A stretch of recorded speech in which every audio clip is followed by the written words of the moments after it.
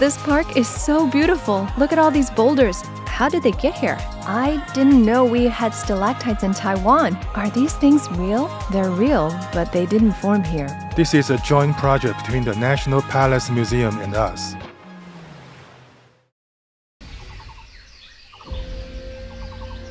Good morning. I'm Christina. It's still dark out here as I stroll through the streets of Nanxi, Tainan. This place isn't just known as the backyard of Tainan. It also features a unique spot that's rich in Oriental aesthetic. What exactly is this place? Let's go in quietly and check it out.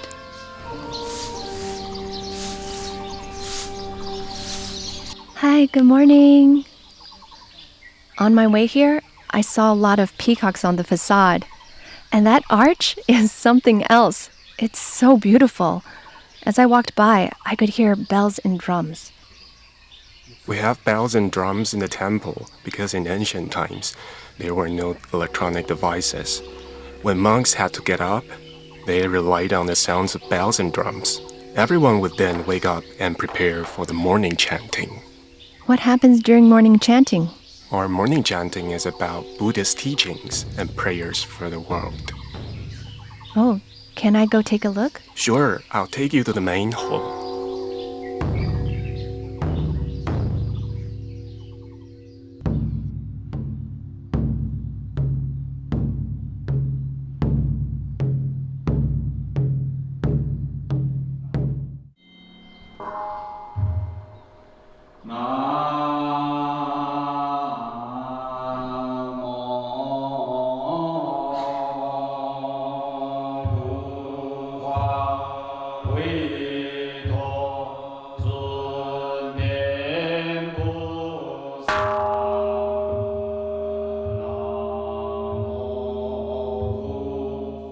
Today's morning chat brings back memories of my time in Nepal. Back in Nepal, at an altitude of nearly 4,000 meters, I took part in a similar activity. Both then and now, I didn't fully understand what was being said, but I felt this deep sense of peace. It felt like a blessing. It set a positive tone which helped me start the day right.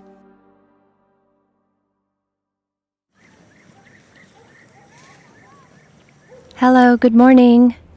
Listening to the morning chant actually made me feel deeply at ease. When I first came, I had no idea there was such a beautiful temple tucked away in Nanxi. Can you tell me about the history of this place? Sure. Experiencing the morning chant does feel as if you are receiving a blessing. What you hear from your heart awakens something deep within you, creating a profound and healing effect. This healing effect isn't due to culture or music. It comes from within you, your inner peace and wisdom. Even if you don't understand the meaning behind the chant, that's okay. Taiwan isn't just democratic and free, it's also very tolerant of different religions. Especially after Buddhism came to Taiwan with Zheng Chenggong in the last years of the Ming Dynasty, Buddhism became one of the three major religions in Taiwan. Therefore, this Wanfo Buddhist monastery in Tainan is an important Buddhist monastery of the Tiantai sect and is filled with impressive Han and Tang Dynasty architecture. It's quite stunning. The 5 Buddha statues should be regarded as cultural heritage. Just the process itself is a challenge enough. Oh, how do you say? It's a so-called raw clay. It goes through the extensive refining process.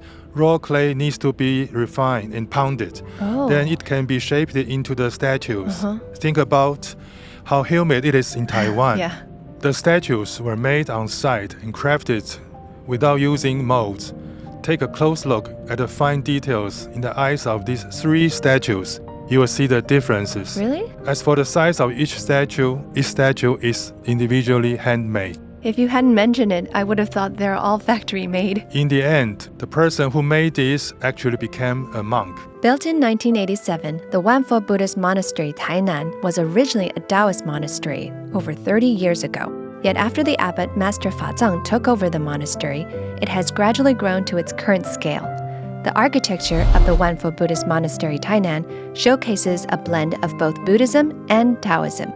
Notably, the many-jeweled pagoda at the top is a striking example of the Lotus Sutra's artistic aesthetic. Therefore, visiting Wanfo Buddhist Monastery Tainan offers a calming experience for the soul, and the Potalaka Meditation Park inside is equally unique and filled with surprises everywhere. Oh, Tianmei, this park is so beautiful. I can see there's an extensive array of plants in here. And did I see a giant dragon boat back there? Plus, look at all these boulders. How did they get here? Amazing, isn't it? This is Potalaka Meditation Park. That dragon boat you mentioned is a massive clay sculpture. Everything you see in the park, including the rocks and plants, were constructed in just 7 days. All these done in a week? Unbelievable, right? So, how big is this park?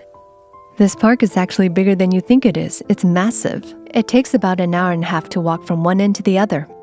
Wait, from here, it takes an hour and a half to walk all the way? Yes. Whoa.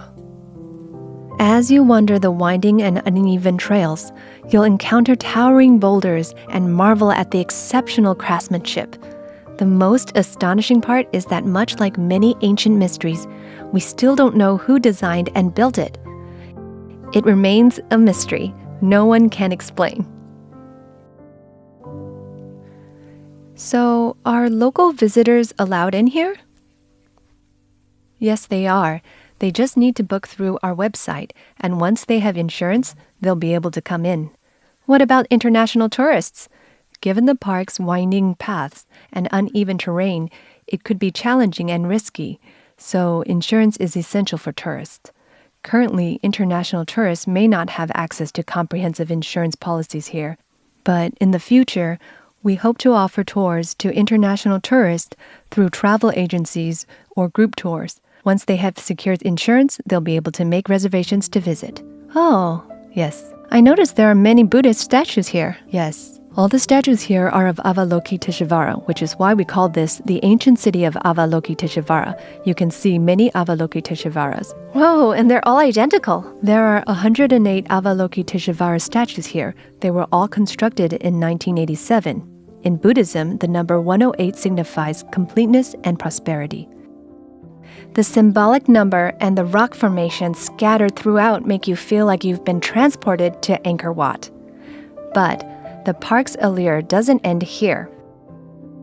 The next place is not only distinct, but also an eye-opener. Are these things real? Yes, these are real stalactites. That's awesome! I didn't know we had stalactites in Taiwan. Who would have thought you'd find these in Nanxi? Yes, these stalactites are special. They're real, but they didn't form here. Oh. They're not local. So stalactites do form in Taiwan, or? They do exist in some parts of Taiwan, but they don't grow this big. Our stalactites were shipped across the ocean from the Philippines to Taiwan. Back then, these stalactites were placed here because the deity of this monastery instructed that stalactites had to be used. In southern India, stalactites are associated with male energy, while coral stones represents female energy. Since Wanfo Buddhist Monastery Tainan is a male monastery, stalactites were used. Did you know that the stalactites in these caves weighed hundreds or even thousands of kilograms? Moving them across mountains and installing them at Wanfo Buddhist Monastery Tainan was definitely a monumental task. But, according to Tianmei, their challenge went beyond that. Wanfo Buddhist Monastery Tainan houses an exceptionally valuable masterpiece. It's not just a contemporary marvel, but also the only one of its kind in Taiwan. Whoa, these are really intricate. Is this real gold? If it were, I would sell it for 20 million. This is a joint project between the National Palace Museum and us. It's made from imitation gold. Replicated gold is still rather challenging due to the difficulty in achieving such a uniform color. It's not easy. Did you write this yourself? Of course not. This calligraphy is from Yuan Dynasty, a monk named Master Yuan Hao. Studies reveal that Master Yuan Hao was a student of the calligrapher Zhao Mianfu. The Lotus Sutra, the National Palace Museum, has various Lotus Sutras from the Tang, Ming, and Song dynasties. This is from the Yuan Dynasty. Oh, that's from a long time ago. Not only it is ancient, in National Palace Museum, among the many hand-copied sutras, this one is considered the best. Oh. Can I pick this up? Sure. So, is this from the Yuan Dynasty? No, it is a highly realistic reproduction. Take a look. Oh, it's a painting. It is called 界画, boundary painting. The idea behind this kind of painting is that when you look at it, there is strong sense of perspective. Is this really drawn by hand? Yes, And this one too? this was also hand-painted. The National Palace Museum took photographs. Then we restored it. The process was very difficult. How come? First, it's old, so the color had changed. It faded over time or get dirty. Oh. Just to restore it to match the original manuscript, it took us a whole year. Uh-huh. After restoration, there is second challenge, and that's printing it. If it is just about drawing, my skill is great. I can do it as long as I'm skilled, but I need to make sure that high-speed printing captures every line clearly without blurring. So detailed. Exactly. And all the paintings are different. Just like comics, right? Yeah. It is a comics, and likely one of the earliest classics in the world. Basically, we have successfully brought together different periods of history. Besides meticulously restoring the Lotus Sutras, Master Fazang said that due to their spiritual practice, monks can't work. They must rely on support from others and need to find ways to sustain themselves. Alongside crafting elegant creative items, they partner with local farmers to launch a series of organic products. This not only reassures consumers, but also greatly supports farmers, embodying the spirit of giving back to the community. Among all these high-quality products, I found another gem that is both eye-opening and incredibly cute.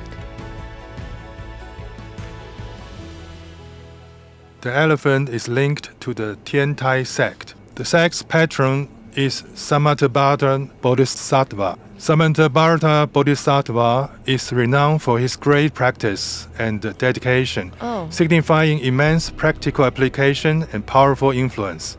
This concept of great practice is symbolized by an elephant, so the Bodhisattva is shown seated on one to embody this profound principle. It has 6 tasks. Oh, I didn't notice that. Why 6? The 6 tasks are symbolic in the world of the Buddha. 6 tasks represent the 6 perfections in Buddhist practice. These perfections are core to the path, the key actions for a bodhisattva. Oh, so having this in your home brings good luck. This elephant-shaped night lamp can help you stay calm and focused at night.